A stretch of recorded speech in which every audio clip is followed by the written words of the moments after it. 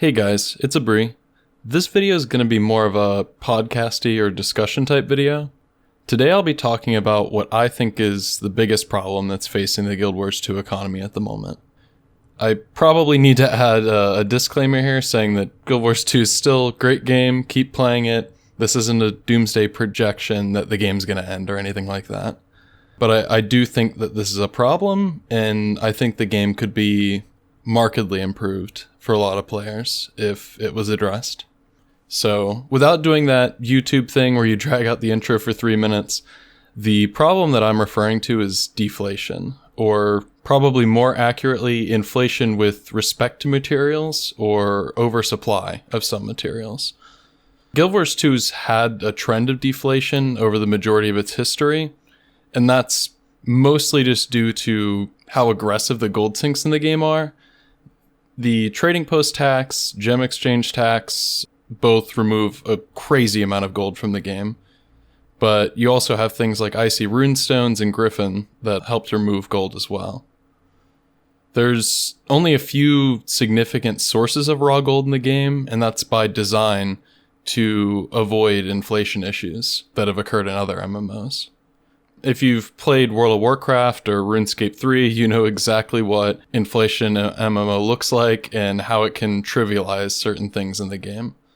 So, the deflationary pressure that's caused by all the gold sinks in Guild Wars 2 is pretty evident when you look at prices of items over time. And I'll throw in a few examples from GW2BLTC.com to show how prices on items have trended down over time, which means that the buying power of gold has increased compared to those items. So legendary weapons are a great example because they require a wide variety of materials to craft, and they demonstrate on average how the materials have decreased in price. And there's definitely exceptions. Tier 5 trophy materials and mystic coins have had crazy price fluctuations throughout the year, but overall, you'll see a decrease in prices across all areas of the game over time. So we'll come back to that later, but I'm sure some people are wondering why that's a problem. Things being cheaper sounds good, especially if you're the one buying them and your supply of gold doesn't change. For a lot of players, though, farming materials and selling them is how they make gold in the first place. So if all prices were dropping at an equal rate, then it shouldn't be too big of a deal, right? There's two issues with that, though. The prices of materials are not dropping at equal rates, and the value of gold is constantly increasing when material prices drop. And again, what's the problem with that? Well, it means that for players wanting to earn gold and materials to progress toward their goals, good options are being taken away. So content that produces materials that have tanked in price is not an effective way for them to work on their legendaries or their infusions, skin collections, dye collections, ascended gear, converting gold to gems, just all of that. So then you're relegated to doing content that produces materials that have not fallen as much in price, or doing content that drops high amounts of raw gold. And the problem is that not everyone wants to do that. Not everyone enjoys that. Of course, nobody's forced to do anything, but it certainly feels unfair when content that you don't like is significantly more rewarding than content that you do like. Just ask any raider. So, for example, right now, fractals require a fair bit more effort than open world meta farms do, and they reward you with a fair bit more gold value for that effort, which I'd say is fair. If the current trajectory of the economy continues, though, fractals could end up giving several times the value that meta farms do, and it doesn't require several times the effort. And it's simply because fractals produce such a large quantity of raw gold. Now I enjoy fractals, but there's a lot of people who don't, and those people shouldn't feel like their gold earning ability is crippled just because they don't want to play that one type of content.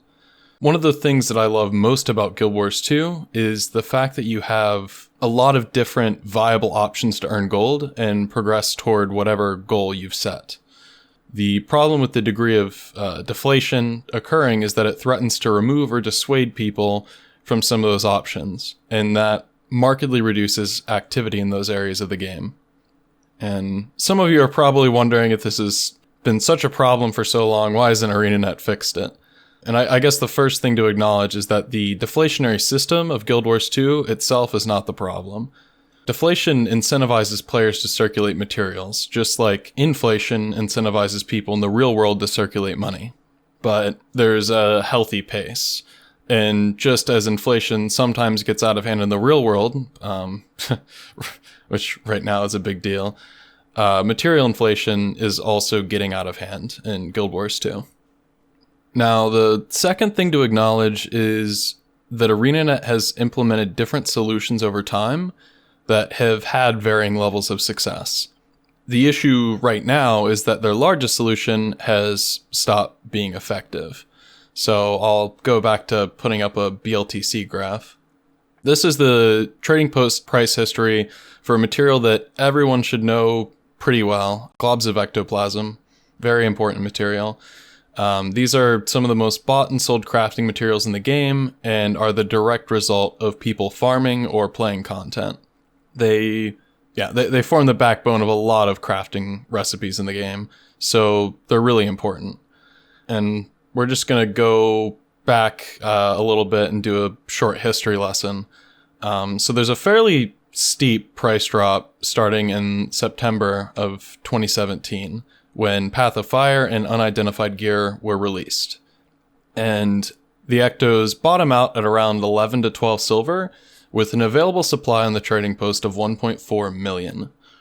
And then all of a sudden, half that supply is bought up and the price more than doubles at the end of July in 2018.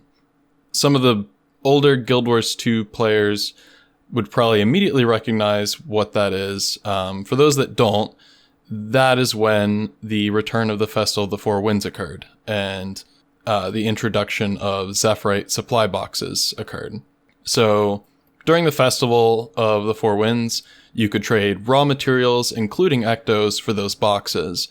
And most often you'd get a small amount of a different material back from opening those boxes, but you also had a very small chance of getting rare and expensive items like invisible boot skins or infusions that are worth thousands of gold. And this festival was wildly successful in sinking a lot of materials from the trading posts, not just ectos. Then the festival returned in 2019, and although the supply sitting on the trading post remained largely untouched as far as ectos are concerned, a lot of ectos were listed and sold on the trading post during the festival, more than in 2018 actually. So they weren't sunk from the trading post, but they were sunk from players' accounts. In 2020, a goofy stunt was pulled by some rich players, and a lot of ectos were instabought off the trading post by them earlier in the year. But when you look at July and August, there's very few additional ectos sold during Four Winds. 2021 saw a few more ectos sold, but nothing close to the numbers from 2019. And finally, in 2022, after several months of rapidly declining prices and increasing supply, we got some hype for the Steam release, and a bit more ectos were sold this year during Four Winds.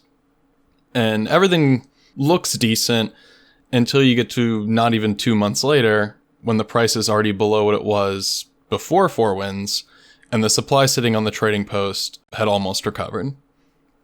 Now keep in mind, this entire time over the past few years, the amount of ectos sitting on players' accounts not listed on the trading post, just sitting idle in their bank or material storage, has increased dramatically. And that's largely due to a lot of the player base sort of realizing maybe insta-selling materials that you get from farming immediately is not the best course of action.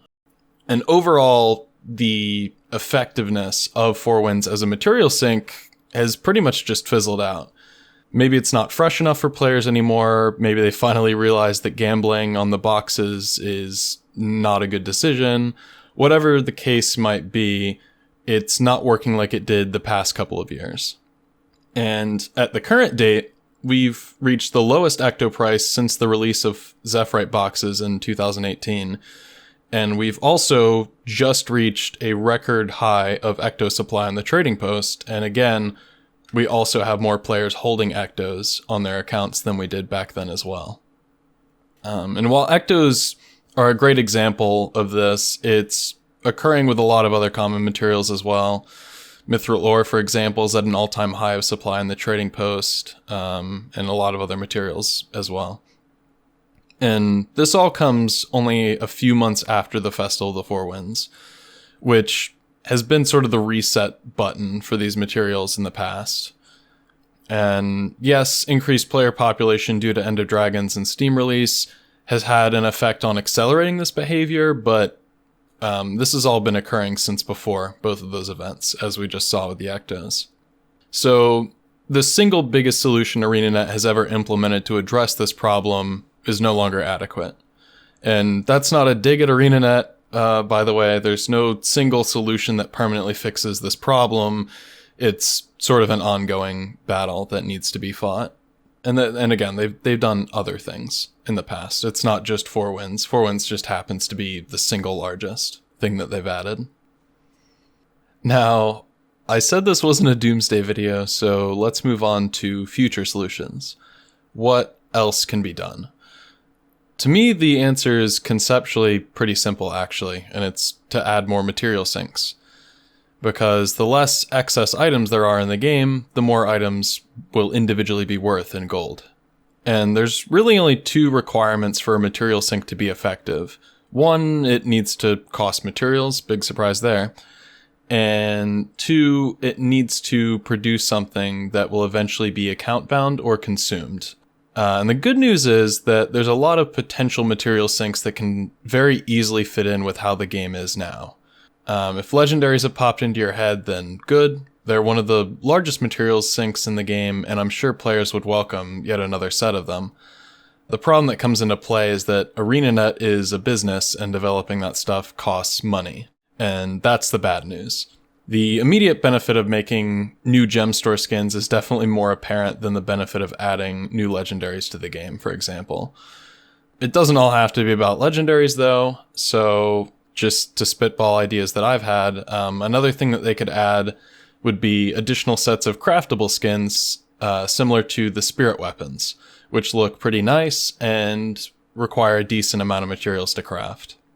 My personal favorite idea for a material sink would be craftable account-bound infusions.